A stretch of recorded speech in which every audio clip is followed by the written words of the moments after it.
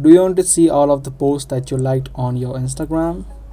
If you do, then you've come to the right video, because I'm exactly going to show you the process on where to find these liked posts on your Instagram. So without any further ado, let's jump right in. From the home screen of your Instagram, head over to your profile section on the bottom right. From here, all you need to do is tap on the three lines on the top right and then open up your activity. Inside of your activity, you can see all of the things that you have done or all of the activity that you've done on your Instagram. Tap on the third option, which is interactions. Once you do, tap on likes. Through this section, you'll be able to see all of the videos or photos that you liked on Instagram.